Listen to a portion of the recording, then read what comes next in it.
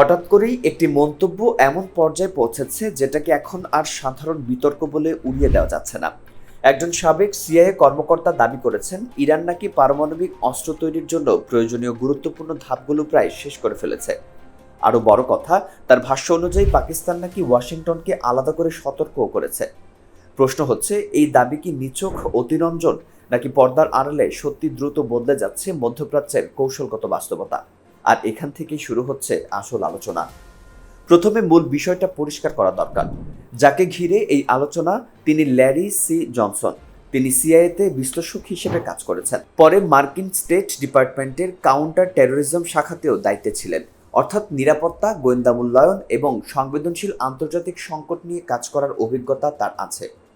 এই কারণেই তার মন্তব্য সরাসরি প্রমাণ না হলেও সেটাকে একেবারে হালকাভাবে দেখছে না অনেক পর্যবেক্ষক। ল্যারি জনসনের দাবি দুটি স্তরে বিভক্ত।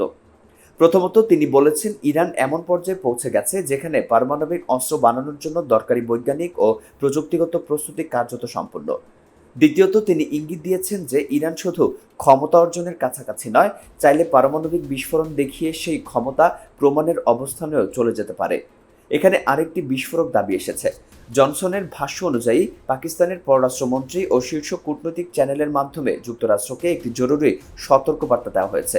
অর্থাৎ পরিস্থিতি এমন দিকে যাচ্ছে যেটা অবহেলা করার সুযোগ নেই। কিন্তু এখানেই বিষয়টা জটিল হয়ে যায়। এই দাবির পক্ষে এখনো প্রকাশ্য, স্বাধীন, যাচাইকৃত প্রমাণ সামনে আসেনি। পাকিস্তানও আনুষ্ঠানিকভাবে এমন আলোচনা নিয়ে প্রকাশ্যে সমর্থন দেয়নি, বরং অস্বীকারমূলক অবস্থানই বেশি দেখা গেছে।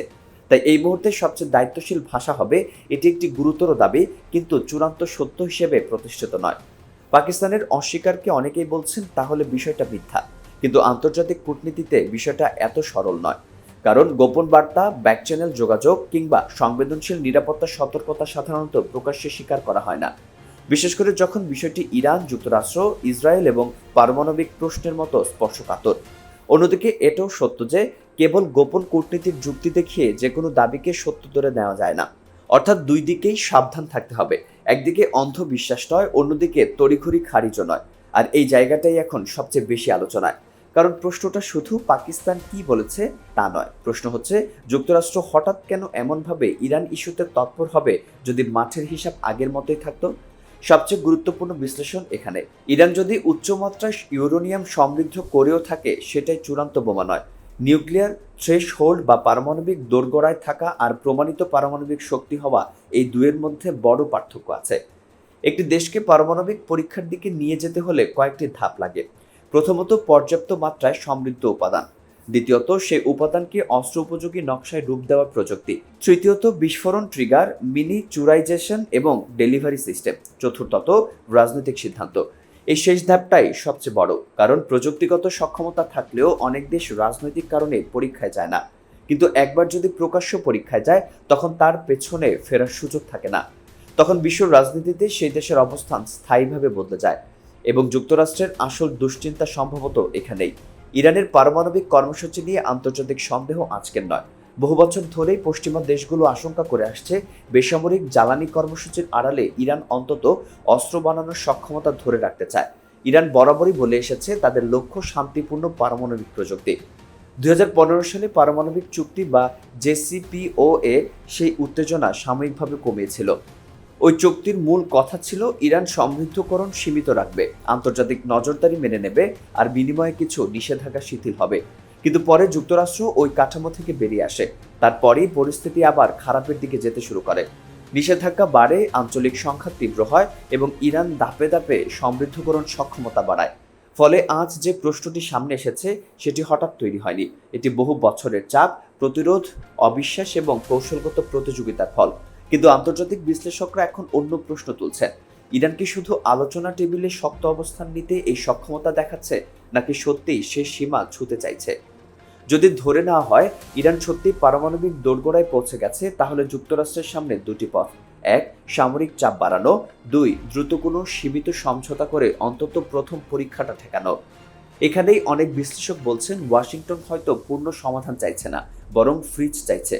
অর্থাৎ ইরানকে এমন পর্যায়ে থামিয়ে দিতে চায় যাতে দেশটি প্রকাশ্য পারমাণবিক শক্তিতে রূপ না নেয়। কারণ একবার পরীক্ষা হয়ে গেলে পুরো অঞ্চলের কৌশলগত ভারসাম্য বদলে যাবে। এই কারণেই এমন একটা পরিস্থিতি তৈরি হতে পারে যেখানে যুক্তরাষ্ট্র নিজেদের স্বার্থে ইরানের সঙ্গে কথা বলতে রাজি থাকবে। এমনকি মিত্রদেশ ইসরায়েল পুরোপুরি সন্তুষ্ট না হলেও এটা বিরল কিন্তু অসম্ভব নয়। কারণ বিশ্ব রাজনীতিতে স্থায়ী বন্ধু নেই, স্থায়ী স্বার্থ আছে। ইরানের ভেতরে একাংশ মনে করে পারমাণবিক সক্ষমতা থাকলে বাইরের আক্রমণ ঠেকানো সহজ হবে। আবার আরেক অংশ জানে এর মানে নতুন নিষেধাজ্ঞা, নতুন অর্থনৈতিক চাপ, নতুন আন্তর্জাতিক বিচ্ছিন্নতা। পাকিস্তানের ভেতরেও এই আলোচনা গুরুত্বপূর্ণ, কারণ পাকিস্তান নিজেই পারমাণবিক রাষ্ট্র এবং একই সঙ্গে ইরানের প্রতিবেশী। ইসলামাবাদ জানে ইরান আনুষ্ঠানিকভাবে পারমাণবিক শক্তিতে রূপ নিলে দক্ষিণ ও পশ্চিম এশিয়ার নিরাপত্তা সমীকরণ বদলে যাবে। আন্তর্জাতিক গণমাধ্যমে এই কারণে বিষয়টি আলোচনায়, কারণ এখানে শুধু একটি দেশের সক্ষমতার প্রশ্ন নয়, এখানে প্রশ্ন হচ্ছে পারমাণবিক ক্লাব কি আরও বিস্তৃত হতে যাচ্ছে। এখানে পাকিস্তানের ভূমিকাকে ছোট করে দেখার সুযোগ নেই। পাকিস্তান একদিকে মুসলিম বিশ্বের একমাত্র ঘোষিত পারমাণবিক শক্তি, অন্যদিকে ইরানের সরাসরি প্রতিবেশী, আবার যুক্তরাষ্ট্রের সঙ্গেও তার কৌশলগত যোগাযোগ আছে। ফলে যদি ইসলামাবাদ কোনো সতর্কবার্তা পাঠিয়ে থাকে, সেটি ওয়াশিংটনে গুরুত্ব পাওয়ারই কথা।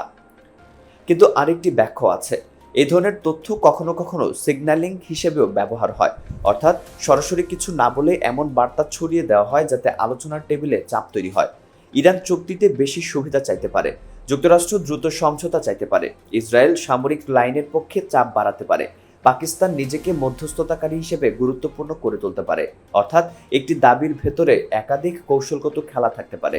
নাকি এর পেছনে সত্যিই আরো বড় কোনো পরিকল্পনা আছে? আগামী দিনগুলোতে কয়েকটি বিষয় নজরে রাখতে হবে। প্রথমত, আন্তর্জাতিক পরমাণু সংস্থার রিপোর্টে ইরানের সমৃদ্ধকরণ মাত্রা নিয়ে কি বলা হচ্ছে। দ্বিতীয়ত, ওমান, কাতার, পাকিস্তান বা অন্য মধ্যস্থতাকারী দেশের কূটনৈতিক তৎপরতা বাড়ে কিনা।